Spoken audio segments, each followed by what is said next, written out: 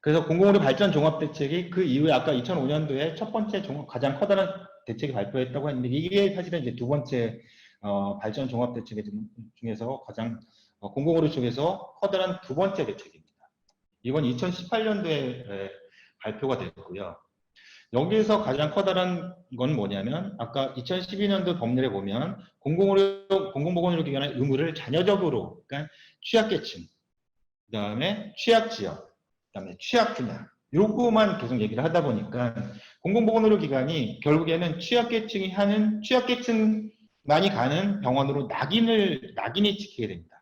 그 낙인 효과가 굉장히 무서운 거거든요. 그러다 보니까 일반인들은 사실은 저 병원은 취약계층들이 가는 병원이야 이런 낙인들을 벗어날 수가 없는 거고요. 사실 진주의료원을 기억하시는 분들이 있을 텐데 진주의료원도 사실은 그런 낙인에 의해서 저기는 취약계층이 가는 병원이야. 그러다 보니까 적자가 나. 근데 아까도 말씀드렸듯이 법률에 공공보건의료기관의 의무를 그렇게 자녀적인 기능으로 나눴는데 적자를 안 볼 수가 없는 거잖아요. 시장 실패 기능과 정부 실패의 기능만을 공공의료기관이 해야 된다라고 얘기를 해놓고서 그러면서도 적자를 보지 말라. 이건 사실 말이 안 되는 부분들이거든요. 그러다 보니까 공공보건기관들이 질적으로 조금 쇠퇴하는 이런 부분들이 됐는데 2018년도에 이 공공보건 발전종합대책에서는 기존의 시장 실패라든가 취약 분야가 아니라 국민의 생명 안전 및 기본적인 삶의 질을 보장하는 필수 의료에 대해서 국가가 책임진다는 차원으로 이제 공격적으로 이제 발전을 하게 됩니다. 그래서 이 분야를 응급 외상 심내혈관 중환자, 여성, 어린이, 재활 장애인, 지역사회, 감염 및 환자 안전. 그래서 사실은 치매와 관련돼서는 4번의 지역사회 건강관리에 포함된다고 볼 수가 있습니다. 그래서 이런 분야는 정부에서 책임을 지겠다. 근데 사실은 그러면 기존과 뭐가 달라졌냐? 근데 기존과 뭐가 달라진 게 아니라 기존과 다르게 이제 지역이나 사회에서 시장과 정부 실패 공백들이 계속 발생하는 거예요. 그러니까 지금 지역에 있는 의료 환경들을 잘 살펴보시면 중소병원들이 외과 진료를 기피를 하고 있습니다. 왜냐하면 비용이 많이 발생하고 외과 의사를 구하기 어렵기 때문에. 그러다 보니까 외과 진료를 안 하고 내과 중심으로 가다 보니까 사실은 이런 응급 외상 심내혈관 이런 부분에서 계속해서 공백이 많이 발생을 하게 됩니다. 그러다 보니까 이런 것들이 공공의료의 역할로 넘어오기 시작을 하게 되는 거죠.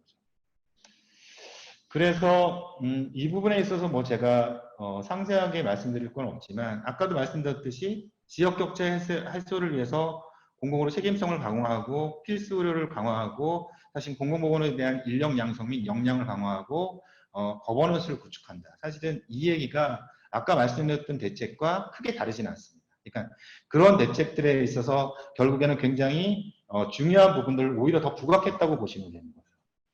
그래서 여기 보시면 사실 국립국가의료대학원 사실은 이때 2018년도 대책이 이미 발표를 했던 거고요. 최근에 나왔던 대책들이 아닙니다. 왜냐하면 공공병원들에 있어서 2005년도부터 해서 아까도 말씀드렸듯이 계속해서 예산이 투입되고는 있지만 그래서 시설과 장비는 강화를 시켰지만 정작 중요한 의료 인력을 확보하는데 굉장히 어려움이 발생을 하고 있습니다. 그러다 보니까 의료 인력을 얘기를 안 하고는 공공의료를 강화시킬 수 있는 방법은 사실은 없는 거죠. 근데 의료 인력을 얘기를 계속해서 어렵다라는 이유로 기피를 하다 보니까 안 하지만 안 하다 보면 결국에는 공공의료를 강화시킬 수 있는 방법은 없다. 그래서 사실은 2018년 대책에는 하나의 중요한 과제로 공공보건의 인력 양성 및 역량 강화를 말씀을 드렸던 거고요.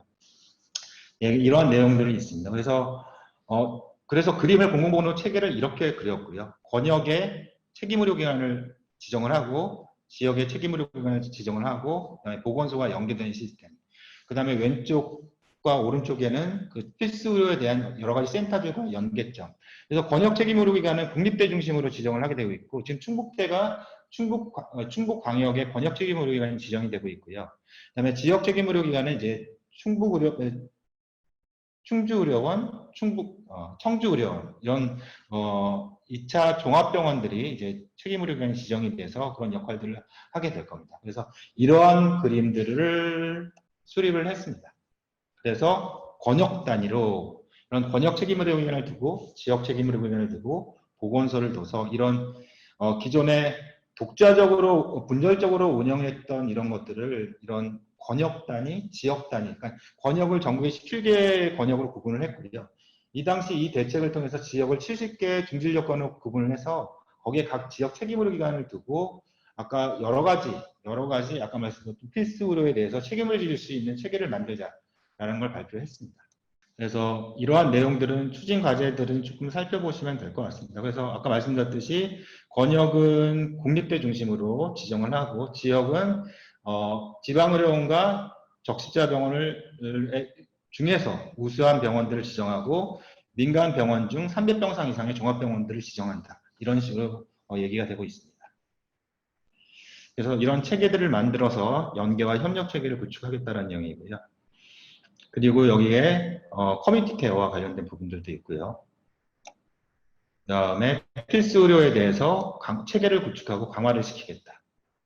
그 다음에 산모, 어린이, 장애인 이런 취약 계층에 대한 부분들도 정부에서 책임을 지겠다라는 내용들입니다. 예, 여성, 장애인 있고요. 그 다음에 감염병에 대한 얘기도 계속해서 하고 있습니다. 그러니까 이런 체계들을 구축하자라는 부분들을 계속 이 대책에서 얘기를 하고 있고 아까 말씀드렸듯이 국립공공의료대학원이 사실은 최근에 나온 얘기가 아니라 2018년도에 이미 대책에 발표를 했고요. 사실은 제가 이 공공의대와 관련돼서는 2007년도, 8년도부터 업무를 잠깐 수행을 했기 때문에 히스토리는 알지만 그 당시부터 이미 오래전부터 나왔던 얘기입니다. 그래서 2000년대 후반에는 사실은 잘 추진이 안 되다 보니까 국방부랑 같이 해서 공공의대를 만들자라는 얘기까지 해서 어느 정도 진행이 된 단계에서 사실 멈췄던 거기 때문에 결국에 사실 이거는 굉장히 해묵은 과제였는데 결국에는 해결 방안은 없다 보니까 다시 이제 전면적으로 얘기를 하기 시작하게 된 거고요. 네, 그런 히스토리가 있다는 걸 좀 아시면 될 것 같습니다. 그리고 거버넌스에 대한 부분. 그러니까 제가 아까 말씀드렸지만 중앙정부의 이런 어떤 지역 분권화를 통해서 중앙정부의 힘이 굉장히 약해지고 있어요. 그러니까 지방정부를 강력히 통제할 수 있는 권한들이 점점 없어지다 보니까 그렇다 보면 지방정부의 역할을 계속해서 끄집어내야 되는데 솔직히 제가 이 분야에서 업무를 하면서 한 10여 년 넘게 일을 해보지만 지방정부의 역량이 강화가 굉장히 더디다 보니까 사실은 결국에는 이런 역량을 강화시킬 수 있는 방법은 여러 가지 지원단을 만드는 수밖에 없는 거거든요. 그러다 보니까 너무 소규모의 지원단들이 사실은 지역에 굉장히 산재되어 있다. 이런 문제점들이 사실은 있지만 어쨌든 이런 부분들이 거버넌스가 굉장히 중요한 부분으로 얘기가 되어 있습니다. 치매 정책에 대해서도 사실은 보면은 어쨌든 공공보건의료 정책에 비해서 좀 늦게 얘기가 됐고요. 2008년도에 치매와의 전쟁을 통해서 선포가 됐고 이때 당시에는 이제 조기 발견, 그다음에 치매 검진, 약제비 지원 등에 대해서 초석을 마련하는 사실 내용들을 보면 조금 굉장히 단편적이다라고 볼 수 있을 정도로 하지만 시작을 2008년도에 제1차 치매관리 종합대책을 발표를 했다. 다만 이때는 아까도 보시면 이제 공공보건의료 기본계획 같은 경우에는 법적인 근거를 마련하고 발표를 한 거라면 이거는 법적인 근거 없이 먼저 대책을 발표하고 나서 두 번째로 2011년도에 치매관리법을 발표를 하고 여기에 이제 이런 종합대책을 6조에 보면 치매관리 종합계획을 5년 단위로 수립하겠다 그런 법이 만들어지고 있죠. 여기서 보시면 중앙치매센터라든가 그다음에 이런 치매안심센터에 대한 법률 사항들이 이쪽에 다 담기게 됩니다. 그리고 2012년도에 2차 치매관리 종합대책을 발표하게 되고요. 이때도 사실은 조금 눈여겨볼 거는 이제 중앙치매센터라든가 광역치매센터나 치매상담 콜센터처럼 관리 체계가 이제 만들어지게 됐고 이 당시에 치매 극복이나 치매 극복 걷기 행사 등 인식 개선에 대한 이런 부분들이 있지만 이때 당시에도 결국에는 이제 공급자 중심의 이런 대책들이 만들어졌다는 이런 좀 지적들을 받게 되는 거고요.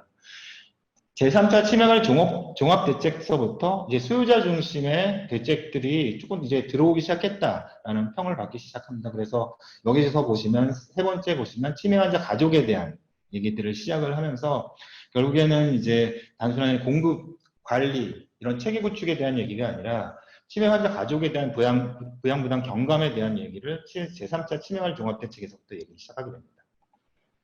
그리고 2017년도에 치매 국가 책임제를 얘기를 하면서 이제 정부에서 치매는 국가가 책임을 지겠다라는 식으로 바뀌게 되고, 이때 대표적인 거는 지금 선생님들이 대표적으로 근무하는 치매 안심센터가 이때 만들어지게 되고, 치매 안심병원이 이제 구축이 되게 됩니다. 예. 그래서 치매 안심병원이라는 게 이제 공립요양병원이 이제 전국에 79개소가 있는데, 그러니까 민간 요양 대비 이것도 참 신기한 게 공공병원과 비중이 거의 비슷해요. 그러니까 전국에 있는 민간병원 대비 공공병원이 아까 기관수로 한 5.6% 이렇게 된다고 했는데, 이 요양병원들 중에서도 민간 요양병원 대비 공립요양병원이 한 5% 좀 넘는 그런 비중을 가지고 있습니다. 그러다 보니까 이 공립요양병원들 중심으로 우선 치매 안심병원을 구축을 하겠다라는 게 치매 국가 책임제에서 발표를 했고요. 현재 그래서 치매 안심병원이 한 65개 정도를 정부에서 시설과 장비를 투입을 지금 하고 있습니다. 근데 현재 지정된 곳은 4개 정도밖에 안 된다. 그 이유는 여러 가지 이유가 있겠지만, 우선은 공립요양병원 측에서는 의사 인력을 확보를 못했다. 라고 얘기를 하고 있고요. 예, 물론 그런 부분들이 좀 문제가 되긴 합니다. 근데 그럼 치매 안심병원의 개념은 뭐냐?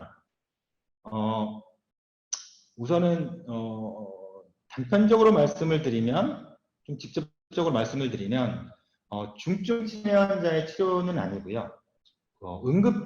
급성기 치료 환자라고, 치매 환자라고 얘기할 수 있는 BPSD 환자들 있잖아요.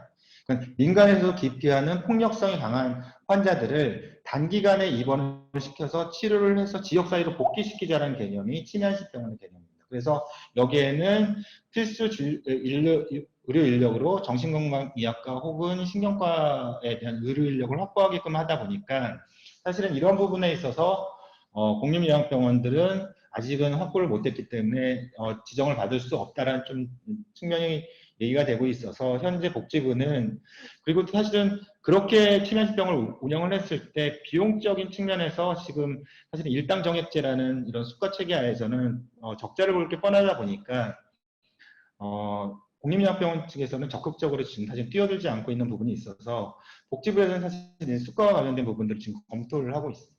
그리고 두 번째로는 이제 치매국가 책임제에서 물론 이제 뭐 복지부에 유사한 조직들이 있는데, 이걸 전국에 있는 256개 보건소에다가 치매 안심센터를 구축하겠다라고 얘기를 했고, 2019년도 말에 치매 안심센터를 256개 보건소에다 구축을 했죠. 다만 제가 올해 1년 동안 이 업무를 하면서 느꼈던 점은 뭐냐면, 이 치매 안심센터에 대한 이제 모델 자체를 너무 지역에 있는 치매와 관련된 원스톱 서비스를 제공하게 만들지 않았나, 그 부분이 좀 너무 이상적이지 않았나라는 생각이 듭니다. 그러니까 256개라고 하면은 굉장히 많아 보이지만, 전국을 256개로 나눴을 때 이 치매 안심센터가 담당해야 될 치매 환자 및 고위험군이라든가 노인들의 숫자들은 굉장히 많거든요. 그 환자들 직접적으로 진단에서부터 서비스 제공에서부터 연계까지를 할 수 있을까? 근데 이런 모든 기능들을 치매 안심센터에서 다 해소하겠다라는 목적하에 만들어지다 보니까, 사실은 지금 사실은 이제 제가 보기에는 치매 안심센터 기능이 현재 이런 여러 가지 기능 중에서 앞으로 해야 될 부분들은 코디네이터로서의 역할이라고 생각하는데, 그런 부분들을 하지 못하는 조금 걸림돌로 작용하지 않을까라는 좀 우려가 좀 되고 있습니다. 그래서 지금 보시면은 굉장히 많은 사업들을 하고 있는데, 치매 안심센터의 지금 평균 인력이 지금 내일이 사실 복지부 국감이라서, 기존에 이제 국회의원들이 요구한 대표적인 치매 안심센터의 자료가 뭐냐면 인력 충원율을 보고 있어요. 인력 충원율에 대한 자료를 계속 요구를 하고 있는데, 지금 저희가 평균 정원을 한 24명으로 하고 있는데, 현재 정원이 평균적으로 한 17명, 18명밖에 안 되거든요. 근데 17명, 18명밖에 안 되는 사람들이 그 지역에 있는 치매 환자들을 다 관리한다? 초기 검진서부터 그 다음에 연계까지, 사실 저는 불가능하다고 조금 봅니다. 지역에 있는 유관 기관들을 연계하고 조정하고 그러면서 코디네이터 할 수 있는 기능으로 바뀌지 않으면 정작 치매안심센터가 관리해야 될 그런 위험군에 있는 그런 환자군을 놓칠 수 있지 않을까, 이런 좀 우려가 됩니다. 그래서 이런 지금 다양하게 제공되고 있는 이런 서비스들 살펴보시면 저희 센터에서 저희 팀에서 이걸 한번 구분을 해봤는데 환자 구분에 따라서 제공되는 서비스가 별로 차이가 없어요. 예를 들어서 이 아래쪽에 보시면 치매 환자가 경도든 중등도든 중증 환자에 따라서 제공되는 서비스가 다 똑같습니다. 사실은 그렇다고 그러면 사실은 이런 효과들이 있을까? 이런 좀 우려가 되고요. 결국에는 좀 맞춤형 서비스들이 개발이 돼야 되고, 그렇다고 하면 치매안심센터에서 정작 관리해야 될 환자군을 잡아서 그 환자에 대해서는 정말 잘 관리해야 되지만, 대부분의 이제 치매에 대한 환자는 지역에 있는 여러 유관기관들과 연계를 해서 관리해야 되지 않을까, 이런 생각이 제가 한 10개월 동안 이 업무를 하면서 느꼈던 부분이고요. 그래서 치매 정책관의 이제 연계점을 보시면 그냥 제가 뭐 한 9개월, 10개월 동안 근무를 하면서 느꼈던 점을 좀 간단하게 말씀을 드리면, 우선 공공보건 의료와 그다음에 치매는 어쨌든 정부에서 이제 책임을 져야 될 하나의 테두리 안에 들어온 것 같고요. 그렇기 때문에 이제 공공보건의료 따로 치매 따로는 아닌 것 같고, 공공보건의료라는 이 테두리 안에 이 필수 의료라는 안에 치매는 이제 자연스럽게 들어와야 되는 부분이고, 그렇기 때문에 거기서 국가가 책임지겠다라는 이런 부분을 위해서 여러 가지 부분들이 사실은 고민이 돼야 될 부분들이 있습니다. 근데 제가 조금 안타까운 부분들은 사실은 여기 의료에서 이제 공공보건의료는 의료와 이 보건과의 좀 이제 접점이 있는 거고요. 커뮤니티 케어는 의료와 보건과 복지와의 접점이 있고, 치매도 사실은 의료의 접점이 있고, 보건과의 접점이 있고, 복지와의 접점이 있는데, 사실은 이런 부분들 접점이 서로 따로따로 논다라는 좀 우려가 굉장히 되고 있고, 그 이유는 대표적으로 이제 정부에서의 이런, 사업을 관리하는 부처가 다 다르다 보니까 부처 간에 사실은 이 장벽을 넘어서지 못하는 이런 부분들이 한계가 있다 보니까 정책 간의 연계들도 사실은 잘 안 이루어지고 있는 부분들이 있습니다. 예를 들어서 이제 공공보건의료에서도 보시면, 공공보건의료에서는 아까 보시다시피 224개의 공공보건의료 기관이 있고, 사실은 또 공공의료를 수행하는 이제 민간의료기관을 공공보건의료 수행기관으로 보기 때문에 여러 가지 이제 이런 기반들이 있는데, 사실 치매에서 보면 치매 환자에 대한 부분들은 지금 치매 정책에서 봤을 때는 솔직히 말씀드리면 공립요양병원만 보이고 사실은 다른 병원들에 대한 부분들은 안 보입니다. 그런데 사실은 이 치매 환자나 이 노인 환자들은 그냥 단순하게 하나의 질병만 갖고 있는 게 아니라 복합 질병을 갖고 있다 보니까 이러한 다른 급성기 병원이라는 공공보건의료 체계 안에 들어와서의 환자의 연계 체계에 대한 고민이 필요한데, 이 부분에 있어서 사실은 공공의료 쪽은 요양병원에 대한 부분들은 사실은 고민들을 안 하고 있고, 요양병원들은 사실은 대부분 요양이라는 개념이다 보니까 급성기, 그러니까 중증 치매, 그러니까 요양병원에서 어떤 낙상이라든가 이런 감염을 통해서 발생하는 이런 환자들에 대한 치료에 대한 부분들은 요양병원에서 할 수 없기 때문에, 그렇다 그러면 지역에 있는 어떤 공공병원이라든가 민간병원과의 연계 체계가 만들어져야 되는데, 이런 부분들은 사실 고민을 하지 않고 있거든요.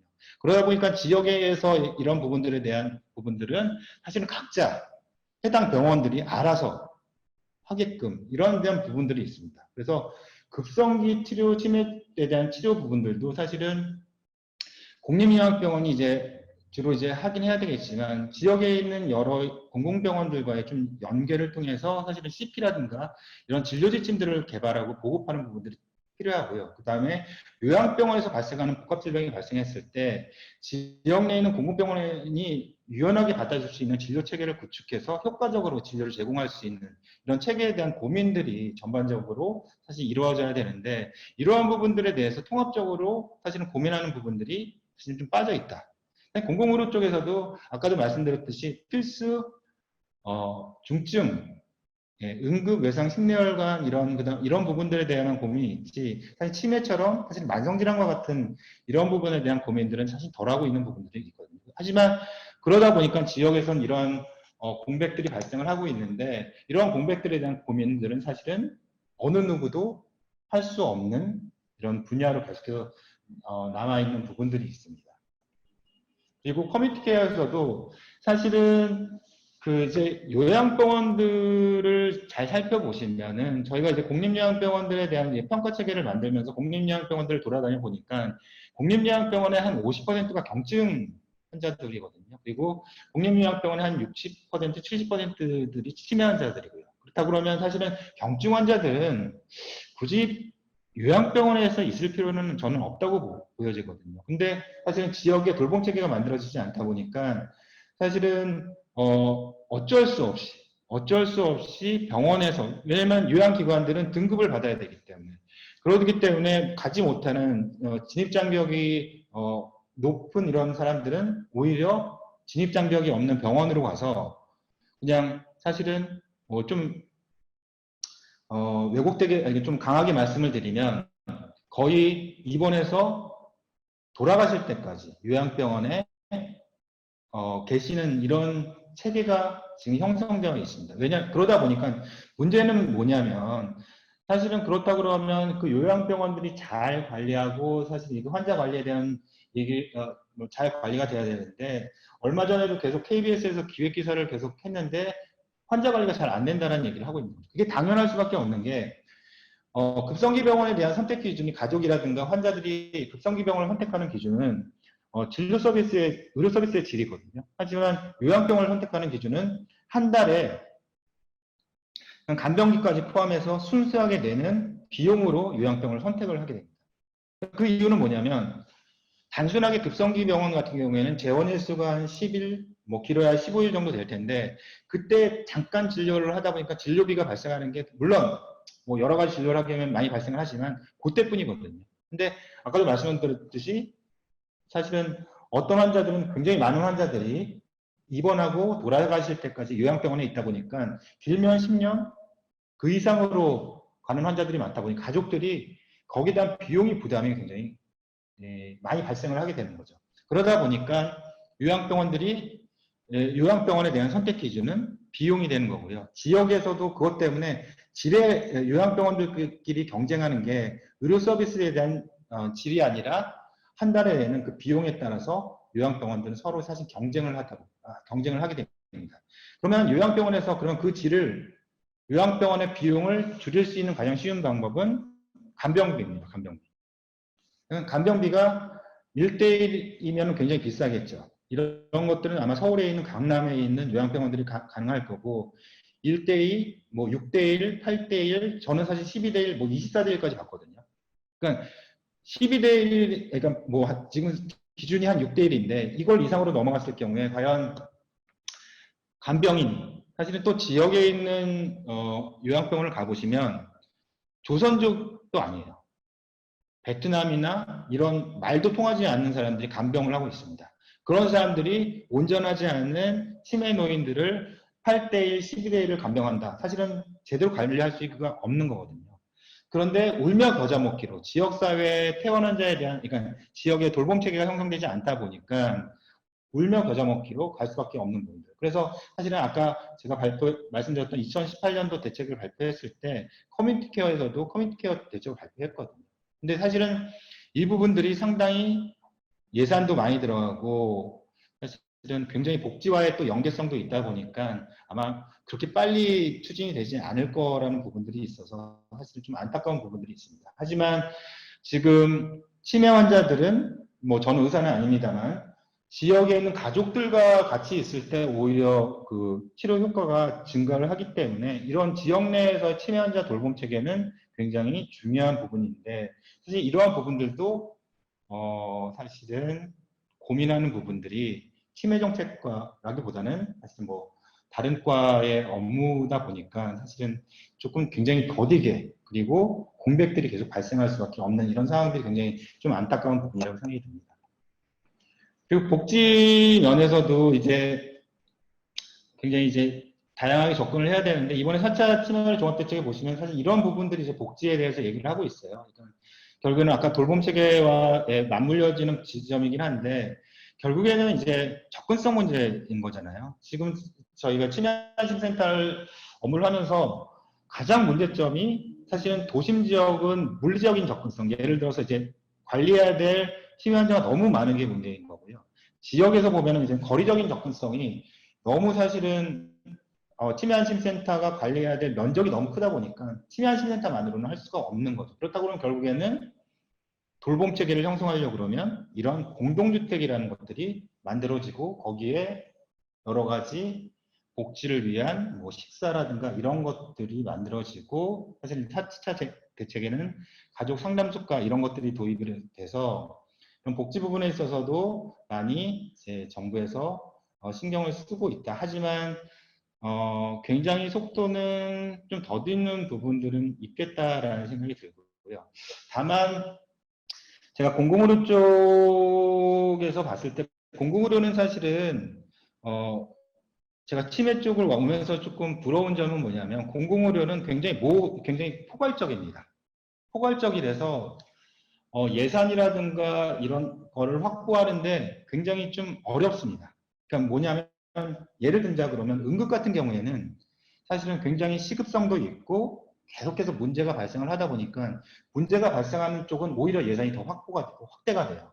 근데 공공의료는 사실은 굉장히 모호하거든요. 그리고 기존까지는 대부분이 취약계층, 취약지역이다 보니까 정책적인 취약자들한테 집중하다 보니까 예산을 확보한 부분들이 굉장히 부족했던 부분이고요. 하지만 치매 쪽은 사실은 굉장히 예산을 확보할 수 있는 컨텐츠로는 굉장히 저는 좋다고 생각을 하거든요.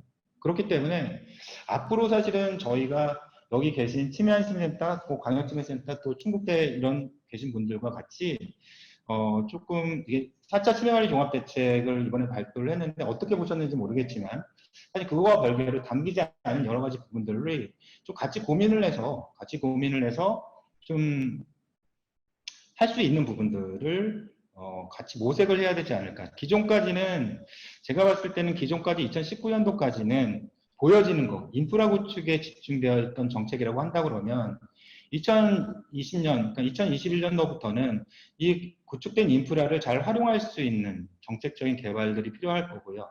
그런 것들에 있어서 사실은 이제 광역치매센터뿐만 아니라 치매안심센터 같이 좀 얘기를 해야 되는 부분들이 분명히 저는 좀 많이 있을 거라는 생각이 듭니다. 그래서 제가 뭐 한 50분 정도 두서없이 말씀을 드렸지만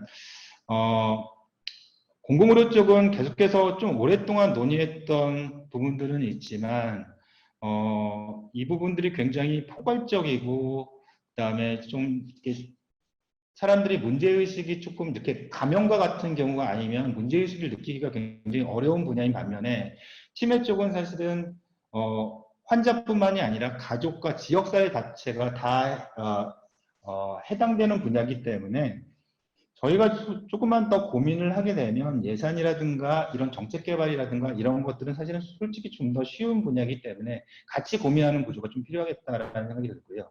그런데